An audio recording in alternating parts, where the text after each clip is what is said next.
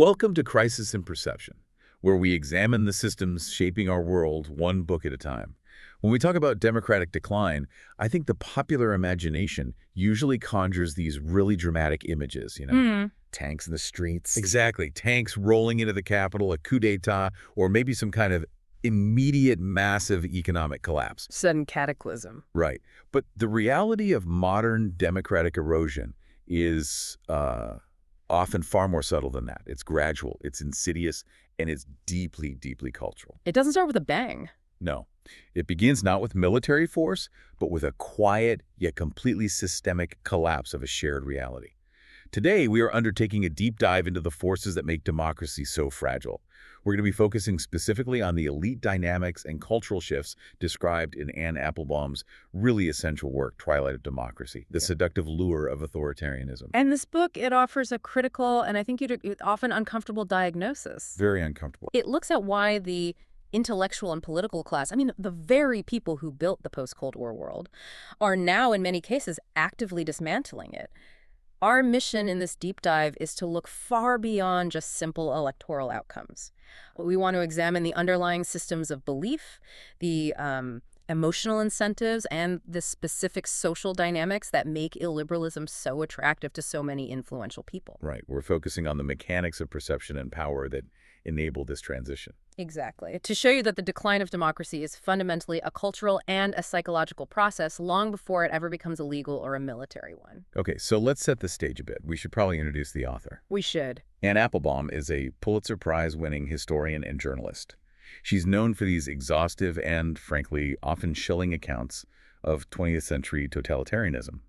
Books like Gulag, A History in Iron Curtain. And that historical grounding is just so crucial here. It gives her a lens that sees democratic decay not as some kind of anomaly, but as a recurring possibility. It's happened before. But what gives this particular book its emotional resonance and its unique perspective is her personal proximity to the very systems she's analyzing. Yeah, that really comes through. She has been deeply integrated into the post-Cold War politics of both Eastern Europe, specifically Poland, where she lives part-time and her husband is a prominent political figure. And the West. And the West. She's covered the UK, the US, and this put her right at the center of that, that optimistic pro-rule of law, center-right consensus that emerged after 1989. And that leads directly to the core anecdote that really frames the entire book. The New Year's Eve party. The New Year's Eve party. She threw it at her manor house in Poland in 1999, celebrating the new millennium, and she describes a scene of just absolute democratic euphoria. I can almost picture it. Her guests were the Polish center-right elite. You had conservative intellectuals, anti-communist activists. All of them were fundamentally committed to free markets, democracy, judicial independence, and a Poland that was integrated into the EU and NATO.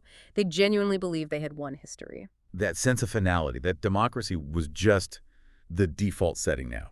The end of the line. But the central shock of the book, as she recounts it, was witnessing many of those same people-educated, wealthy, urban elites, her former friends and allies, slowly, and in some cases dramatically, embrace openly xenophobic, paranoid, and ultimately authoritarian positions in the decades that followed. So it wasn't just a political shift. No, it was a societal split that she describes as feeling like a personal betrayal. And what's so striking is that this transition happened without the historical excuses we usually look for. Like what? Well, there was no 1930s-style global economic depression. There was no immediate existential military threat, and certainly not the kind of refugee shock that would, devastate a society from the outside. And what's really fascinating here, and this challenges a lot of the standard narratives we hear about populism. It does. Is that the people turning toward illiberalism were often the beneficiaries of the post-1989 system, not its victims. Right. They were not the impoverished underclass or residents of some forgotten villages. No, they were educated at the best Western universities, they spoke multiple languages, they lived in capital cities, they were doing just fine. Which forces you to conclude that the motivation has to be deeper than just economics or, simple ideology. And this brings us to the book's central argument. The modern resurgence of authoritarianism is not primarily a bottom-up mass movement, nor is it purely geopolitical pressure from, say, Russia or China. What is it? It is fundamentally driven by the emotional, the intellectual, and the material desires of an influential, often deeply resentful, elite class. The overarching takeaway, then, it directly challenges that post-1989 optimism. It says that democratic decline is an inherent possibility. History is not a straight line toward progress. Not at all. And given the right psychological and cultural conditions, any society, even a wealthy, seemingly established one, can suddenly turn against democracy. Okay, let's unpack this. Yeah. If this isn't primarily about poverty or, a classical left-right ideology, we really need to understand the psychological and emotional levers that draw people in, particularly the educated, the comfortable. Right. Why is authoritarianism suddenly so seductive? Well, a good place to start is with the concept of anti-pluralism. And Applebaum addresses this by referencing the work of the political psychologist Karen Stenner on the authoritarian predisposition. Okay. This concept is vital because it isn't about a rigid political ideology. It's not about being a conservative or a socialist. It's about a deep-seated personality trait. So, a preference for homogeneity, clarity, and order. Exactly. It's not that they hate a specific policy. They hate the chaos of policy debate itself. That's a huge distinction. It is. Stenner calls it simple-mindedness, and not as an insult, but as a description. Yeah. It's a visceral preference for intellectual and social unity, and an inability, or maybe a refusal, to tolerate complexity and difference. And liberal democracy, by its very nature, is the opposite of that. It's a cacophony. It produces a cacophony of voices, of conflicting interests, of perpetual negotiation. And for individuals with this predisposition, that noise is, it's psychologically painful.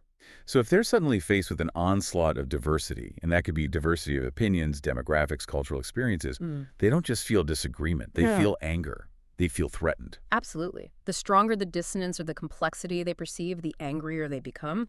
And that leads them to seek unity and security, often expressed in this fierce, sometimes even violent political language. So the predisposition itself is fundamentally anti-pluralist. It's allergic to the fierce, open debate that constitutes a liberal society. They're seeking an authoritarian vision to resolve the chaos, even if that requires silencing other people. So the promise of authoritarianism is, first and foremost, cognitive comfort. That's a perfect way to put it. That's a powerful explanation for the predisposition, but here's where it gets, I think, really interesting. The role of personal failure and status anxiety as the true emotional fuel. Applebaum shows this isn't just some abstract ideology. It's intensely, often pettily, personal. It's the feeling of being unjustly overlooked by a system that promised meritocracy. And the extreme illustrative example she offers is a man named Jack Kurski. Right, who became the director of Polish state television. Under the ruling Law and Justice Party, yes. Kurski was a dedicated anti-communist activist who believed, profoundly, that he was owed a great career, maybe even prime minister or a major cabinet role. But the system, the competitive, rational, post-1989 system, it just kept rejecting him. Over and over. He made no real mark in the Polish parliament or the European parliament. He was seen as, well, loud, erratic, and generally ineffective by the established center-right. So his rage, it stemmed from this profound, almost narcissistic belief that the system was unjust. Not to the Polish people as a whole, but specifically to him. Exactly. This deep-seated resentment became his political fuel. So when Jarosław Kaczyński, the party leader, finally plucked him out of obscurity to direct the state broadcaster, it was his big chance. His opportunity for revenge. Systemic revenge. Revenge against the meritocratic consensus that had excluded him, including, by the way, successful members of the liberal elite who were his former friends, even his own brother who edited a major liberal newspaper. So how did that personal revenge translate into institutional damage? You mentioned the destruction of Telewizja Polska, the state broadcaster. Yeah. What did that actually look like on the ground? It was a brutal, systematic exercise in institutional capture.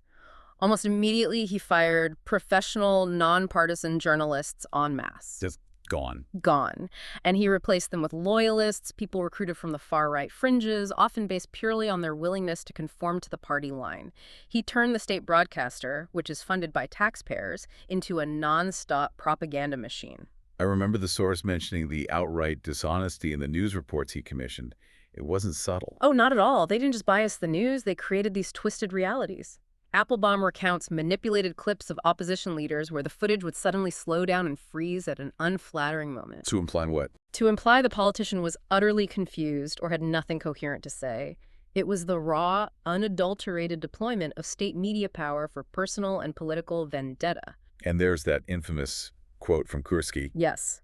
The ignorant peasants will buy it.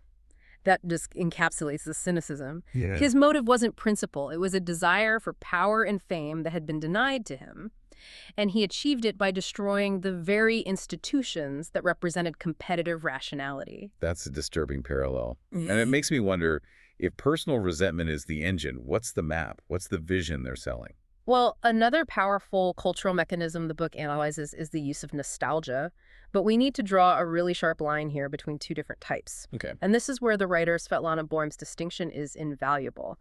Reflective nostalgia versus restorative nostalgia. Let's start with reflective. Reflective nostalgia is, it's soft, it's mournful, and it's fundamentally non-political. It's the émigré looking at old photographs, recognizing that the past is lost, and appreciating history with all its complexities and its flaws. Many of the older, more genuinely conservative figures Applebaum knew in the UK or Poland displayed this.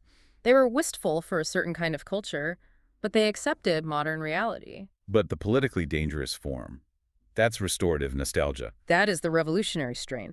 Restorative nostalgics are dangerous myth makers. They're builders of monuments who want to literally rebuild the lost home and patch up the memory gaps. They reject nuance. Completely. They crave the cartoon version of history, a pure, imagined past, and they demand to live in it right now. Think of that British nostalgic desire for a world where England made the rules. It's an absolute rejection of the complex bureaucratic necessity of negotiating regulations with other Europeans in the EU. Exactly. They want to restore a perfect, simple vision that never existed in the first place. Wait, so you're telling me the new right, which is often labeled as conservative, is actually, in Applebaum's framing, more Bolshevik than Burkean? That seems so counterintuitive. Help me unpack why that label is so accurate here. It does seem contradictory on the surface, but it speaks to the method, not the desired outcome. Edmund Burke, the father of modern conservatism, he advocated for conserving existing institutions, respecting historical precedent, managing gradual change. Right, preserving what works. The modern restorative movement is doing the absolute opposite. They are seeking to overthrow existing institutions, courts, civil services, universities, the media, because these structures were created by the wrong people, the liberals of the 1990s. And because they embody the complexity that they hate. Precisely. They are acting as revolutionaries. So they are fundamentally revolutionary in their methods. Exactly. They seek to bypass or undermine checks and balances to achieve their idealized, simple vision of the past. And this destructive impulse aligns perfectly with what the historian Fritz Stern called cultural despair, something he saw in 19th century German intellectuals. How so? They felt that modern life was a slow decay of simplicity and greatness. So they turned against complexity and modernity itself, and they embraced the revolutionary promise of a simpler, mythic age. Okay, so if that's the psychological and emotional predisposition, why does it fracture society so quickly? Applebaum uses the Dreyfus Affair in late 19th century France as a historical parallel for how these divisions can suddenly become unbridgeable and break political and even personal alliances. The Dreyfus Affair is such a perfect example. It was a single court case, an innocent Jewish officer accused of treason, that suddenly exposed this unresolvable division in France almost overnight. It became, as the writer Romain Rolland called it, a combat between two worlds. One based on abstract values, the other on ethnic loyalty. On one side, you had the Dreyfusards. They stood for abstract principles: justice, objectivity, the sanctity of law, and a definition of France as an Enlightenment project. And on the other, you had the anti-Dreyfusards. They were an anti-pluralist, proto-fascist movement that consciously defined the nation as an ethnic clan rooted in blood and soil. So for them, loyalty to the army's honor superseded all of those abstract values. It superseded everything. They knew Dreyfus was likely innocent, but they had to maintain the fiction of his guilt to uphold their definition of the nation. It was more important than the truth. And crucially, they knowingly pushed anti-Semitic conspiracy theories and attacked rational thought to uphold that ethnic definition of France. They absolutely had to. To maintain the lie that Dreyfus was a spy, they had to systematically disparage evidence, law, and rational debate. They attacked science and objective reporting as precarious and untrustworthy because it conflicted with their emotional cult of ancestry in place. And this is a direct ancestor of modern attacks on the deep state or fake news. It's the same playbook, a conscious strategy to undermine the validity of objective reality when it conflicts with the preferred narrative. And that instant societal fracture is what makes it so relevant today. The conflict was so profound that Marcel Proust noted how it ruined friendships and reorganized society instantly. Which led to the famous Caran d'Ache cartoon of the French family. Right, fighting and throwing food at each other at the dinner table because, as the caption said, they had begun to speak of it. It exposed that the identity of the nation is never settled, and disagreements over that core definition can instantly break political and personal alliances. And this leads us to the figures who actually orchestrate this breakup. Recalling Julian Benda's 1927 classic, The Betrayal of the Intellectuals. The fall of liberal democracy, it doesn't happen without a specific intellectual elite, writers, journalists, bloggers, who sell the new illiberal system. Benda called these figures clerks or clerks. And the modern clerks are the ones who trade their central intellectual task, which is the detached search for truth, disinterested analysis, in favor of raw, passionate partisanship. They're the necessary intellectual scaffolding for authoritarianism. They are. Their role is to give voice to grievances, to articulate the specific historical myths that enable restorative nostalgia, to channel public anger, and to launch a war on the rest of the intellectual and educated elite. Often targeting their former colleagues and university classmates. It gets very personal. They trade disinterestedness for passion, either what Benda called class passion, like Soviet Marxism, or national passion, like fascism. But if these elites are so educated, aren't they smart enough to see the hypocrisy? Are we underestimating their ideological conviction, or is it purely transactional? I think the book argues it's often transactional, driven by material or status reward, even if they cloak it in ideology. Okay. Benda noted that while these clerks might start as skeptics of the new illiberal movement, their material star waxes 100-fold greater when they make themselves apostles of necessary prejudices. So power, fame, and a sense of belonging replace intellectual integrity. They do. And Applebaum provides a contemporary U.S. example, the writer Roger Kimball. He once celebrated Benda's call for disinterestedness and the universality of truth back in the 1990s. But then he changed. Dramatically. By the late 2010s, Kimball was comparing Democratic members of Congress to the angry mob which sided with Barabbas during impeachment hearings. That conversion perfectly illustrates Benda's warning. A respected intellectual voice, once focused on neutrality, decides to throw in his lot with pure partisanship. He became a clerk. He chose the new side because it brought him status, attention, and influence within the new power structure. The system materially rewards those who articulate and defend the narrative. So what does this all mean? We've looked at the psychology center, Kursky's resentment, and the cultural restorative nostalgia, the betrayal of the clerks. How are these emotional drivers codified into a functioning system of governance? Right, let's move to the systems analysis of how democracy is deliberately eroded. How does it work?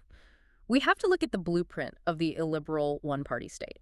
It's a mechanism for holding power, first really developed by Lenin in Russia starting in 1917. And the key element here Is that it explicitly rejects both competitive democracy and true meritocracy. It's designed specifically to appeal to and to empower the resentful elite we were just discussing. Okay, so in a liberal democracy, power is theoretically distributed through competition. You have voting, meritocratic exams for the civil service, a free press, functioning courts. How does the illiberal state bypass all of that? The core principle is simple and devastating. Loyalty is the highest virtue, trumping competence. Everything else. Everything.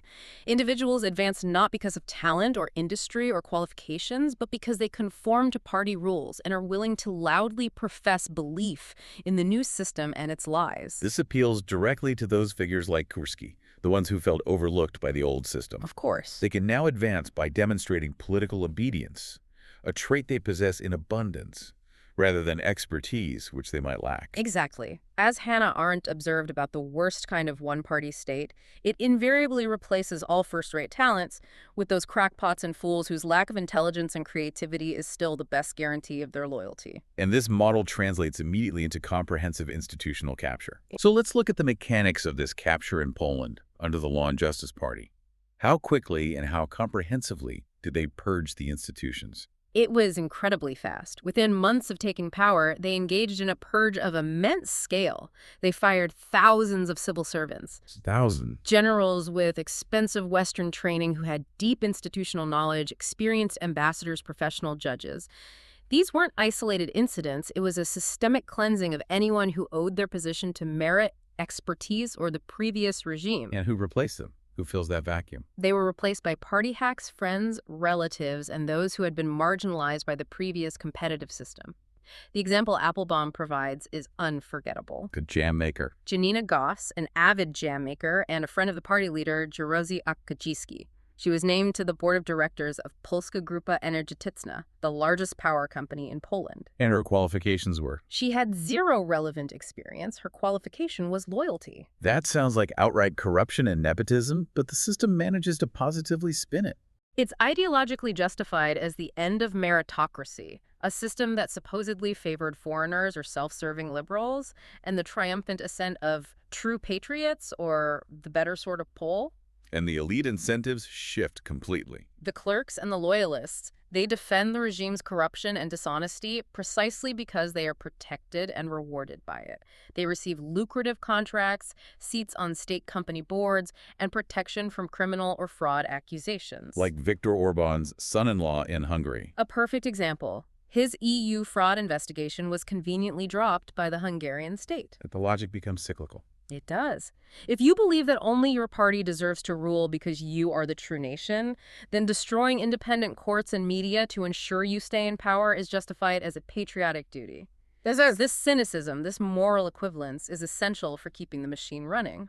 But loyalty isn't enough. This structure requires not just loyalty to the party, but a shared belief in something demonstrably false, what the book calls the medium-sized lie. This is a crucial distinction from 20th century totalitarianism. The old systems, they relied on the big lie, these vast, inhuman ideological constructs like racial superiority or historical inevitability. And they required mass terror to impose. Right. Modern autocracies are more insidious. They rely on the medium-sized lie, persistent, emotionally potent conspiracy theories that conflict with everyday reality but are politically useful and can be carefully formulated and marketed. So these lies aren't meant to convince everyone. No. They're meant to encourage followers to engage with an alternative reality, separating them from the shared factual baseline. And the source gives two really powerful European examples of this: the Smolensk lie in Poland and the Soros lie in Hungary. Yes, let's start with the Smolensk lie, which Applebaum sees as absolutely foundational to Poland's democratic decay. Okay, remind us of the details. This is the belief that a nefarious plot brought down the presidential plane in 2010, killing the president, who was Kaczynski's twin brother, and dozens of senior military and political figures. Despite all the evidence to the contrary. Despite multiple international investigations pointing clearly to pilot error, terrible weather conditions, and pressure from the president's own team. But Jarosław Kaczyński used the tragedy to galvanize his followers. He transformed his brother into a national martyr and stoked suspicion that the liberal establishment media and the preceding government were complicit in an assassination. And the brilliance, or perhaps the chilling horror, of this lie is that it was immediately institutionalized by the government once they took power. Precisely. Kaczyński appointed Antoni Macierewicz, a longtime radical comrade, as defense minister, and Macierewicz immediately created a new state-funded investigation commission. Staffed with who? Composed of known conspiracy theorists, an ethnomusicologist, a Russian economist to institutionalize the lie. They spent state funds attempting to prove these complex plots using discredited theories about explosions and fog machines. So this single fantasy was placed right at the heart of government policy. Why was that so vital for systemic erosion? Well, it served two key purposes. First, it provided the moral groundwork for all the other government lies and offenses. Because if you believe the preceding liberal elite assassinated the president, then anything the new party does, destroying the courts, purging the civil service, creating propaganda, is just justified self-defense. Exactly. And second, it created a clear loyalty test. Anyone who publicly professed belief in the Smolensk lie was, by definition, a true patriot and thus qualified for a government job regardless of talent. It was the entry ticket into the patronage system. And the other key medium-sized lie is the Soros lie in Hungary. This is the massive propaganda campaign openly promoted by the Orban government and often linked to Russian disinformation that George Soros, the Jewish Hungarian-American billionaire, is plotting to destroy Hungary by funding NGOs and importing migrants. And the execution of this lie is terrifying in its sheer scale. It is absolute media saturation. Orban's government weaponizes this fantasy. They plaster Soros's face on posters, on billboards, on subway floors across the entire country, turning him into a visible physical enemy. He becomes the ideological glue for xenophobia across Europe. A perfect example of targeted, customized messaging designed to trigger that authoritarian predisposition for homogeneity. And we see the clerks at work here, too.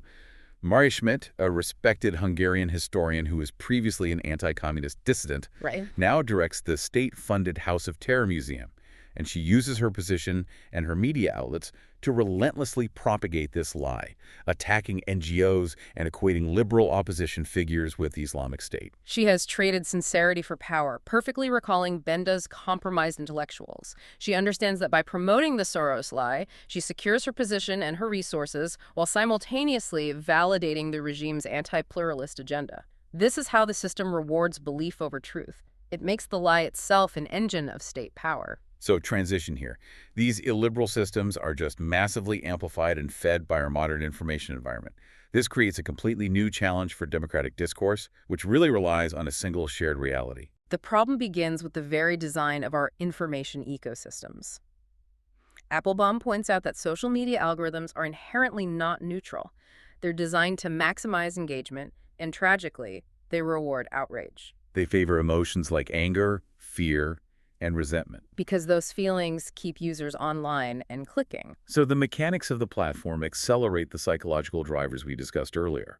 The digital environment actually feeds the authoritarian predisposition by offering a continuous stream of information that validates fear and simplifies complex problems into these easily digestible good versus evil narratives. Exactly, and this constant reinforcement of preferred biases leads to rapid radicalization. A few clicks can take a curious user from a legitimate anti-immigration site to a violent white nationalist platform. And political parties have become adept at using these mechanisms for targeted manipulation. They're essentially treating politics like hyper-specific market research. That's the Vox Party in Spain's success story. They went from 0 parliamentary seats to being major national players almost overnight. And their rise was entirely dependent on targeted marketing campaigns using sophisticated data analytics. They didn't offer a unified traditional ideology. They bundled ignored or niche issues. Like what? Opposition to Catalan separatism, staunch anti-feminism, support for hunting rights. And they marketed an overall identity focused on unity and national salvation. Their campaign video, Make Spain Great Again, directly spoke to that simple, restorative, nostalgic desire. And they intentionally used platforms like WhatsApp and Twitter to generate maximum chaos and noise. By creating relentless online activity, bombastic language, and continuous rallies, they basically frightened those with the authoritarian predisposition into seeking simple, strong, national solutions. And at the same time, we see the proliferation of these hyper-partisan conspiratorial websites, often designed to look like local news sources. Whose sole purpose is to create false narratives, repeating the themes of anger and fear to deliberately feed hyper-polarized echo chambers. This is the new, technologically sophisticated work of the clerks, ensuring there is no shared reality left. This hyper-partisanship then inevitably leads to the decline of shared norms and attacks on expertise, because in a world fractured by belief, there can be no such thing as a nonpartisan institution. That's right. Suddenly, judges, civil servants, and professional diplomats are immediately portrayed as enemies of the people or part of a sinister deep state. Consider the UK during the Brexit negotiations, when 3 British judges ruled that Parliament had to consent before the government could withdraw from the EU. I remember this. The reaction from the political right was swift and visceral. The Daily Mail ran this extraordinary, chilling headline, "Enemies of the People." It excoriated these venerable judicial figures as out-of-touch elites seeking to thwart the will of the people. And this is classic narrative construction. If you can portray neutral expertise, like the judiciary or the civil service, as partisan enemies, you completely justify ignoring or dismantling the institution itself. It's an ideological purge disguised as democratic populism. And this cynicism is just profoundly corrosive, because it creates a moral equivalence that spreads far beyond the political class. It leads to the nihilistic conclusion, which Applebaum notes is exactly what authoritarians want to cultivate, that democracy is no different from autocracy. That all politicians are crooks. Right. And if our leaders are no better than dictators, then why bother defending democratic rules? This is reflected in the famous whataboutism, like when leaders express admiration for known killers or corrupt strongmen by asking, "You think our country's so innocent? This reasoning gives them license to be a killer or to be corrupt or to break the rules just like everyone else. It undermines the essential moral faith required to uphold a constitutional order.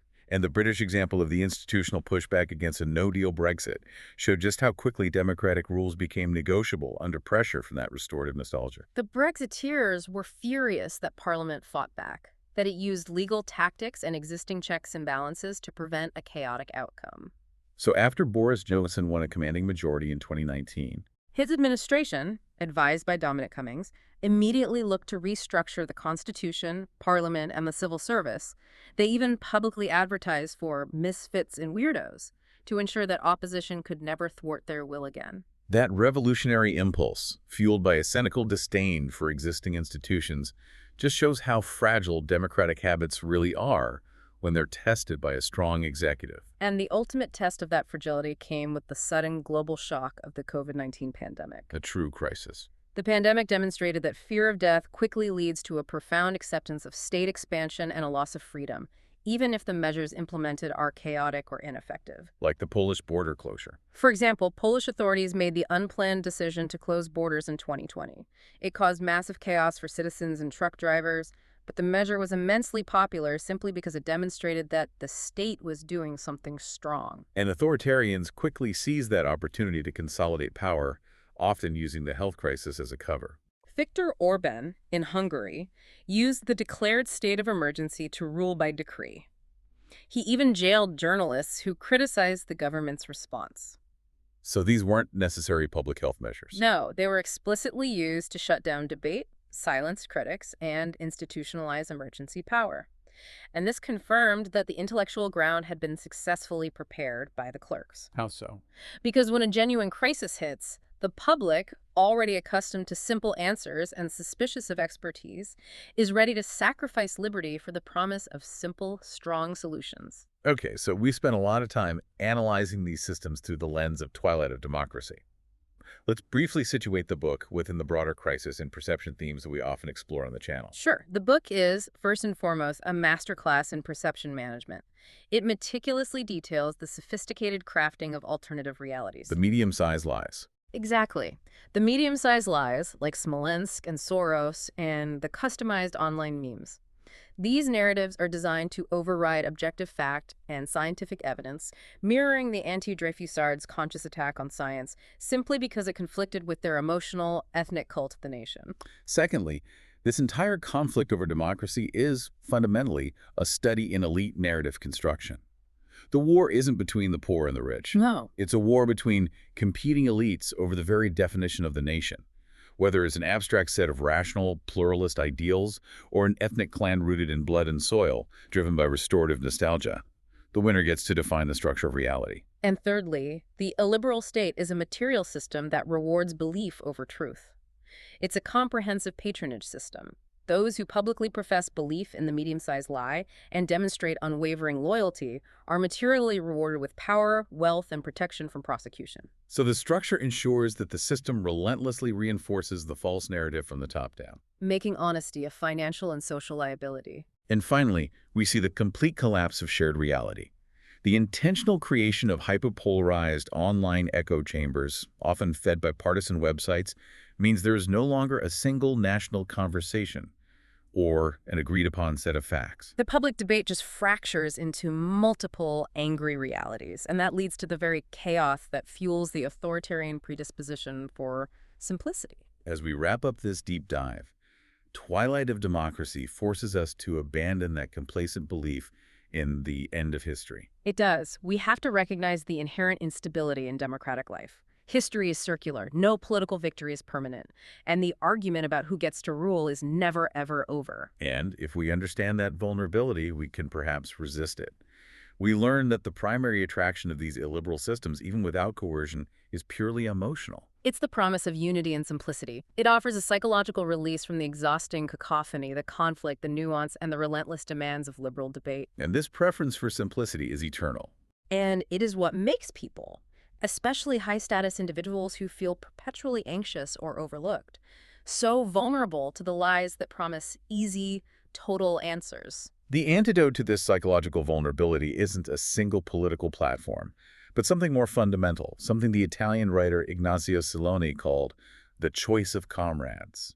Siloni wrote this in the 1950s, after living through decades of extremism, and he warned most strongly against something he called qualunquismo. What does that mean?